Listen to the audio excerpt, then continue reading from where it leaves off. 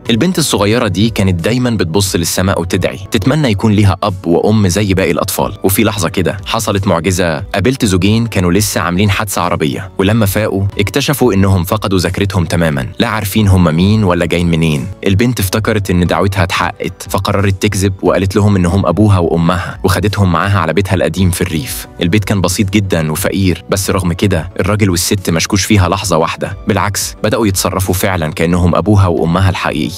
الراجل كان كل شوية يلوم نفسه، حاسس بالذنب إنه مش قادر يوفر لبنته ومراته حياة أحسن. ساعتها الست لاحظت الساعة اللي في إيده، شكلها كان غالي جدا، فقالت له يبيعها علشان يجيبوا شوية فلوس يعيشوا بيها. الراجل فعلا خلع الساعة وكان ناوي يروح المدينة يبيعها، لكن البنت بسرعة خطفتها منه بابتسامة وقالت سيبها لي أنا يا باب، أنا اللي هبيعها. ومسكت الساعة بإيديها الصغيرة وهي بتتخيل حياة جديدة ومستقبل أجمل ليهم كلهم. لكن هي ما كانتش تعرف إن مكان الحادثة بقى مليان ناس. اتضح إن عيلة الزوجين كانوا بيدوروا عليهم في كل مكان، ولما وصلوا هناك كانوا خلاص مش موجودين. وفي نفس الوقت البنت خبطت في راجل عجوز في الشارع. أول ما شاف العلامة اللي في إيدها ما كانش مصدق، نفس العلامة اللي كانت في إيد حفيدته اللي تاهت من سنين. نادى عليها باسمها القديم وهو بيعيط من الفرحة، لكن البنت بصت له وقالت الاسم ده مش بتاعي. الراجل افتكر إنه غلط فيها، بس وهو بيبص لساعة في إيدها اتجمد مكانه. الساعة دي كانت بتاعت ابنه. الناس اللي حواليهم بدأوا يشكوا إن البنت سرقت الساعة، فخافت وجريت تهرب، وهي مش عارفة إن سرها الحقيقي مربوط بالأب والأم اللي لسه نفسها فيهم، وظل ظلهم لسه قريب منها حتى بعد ما كل حاجة اتغيرت.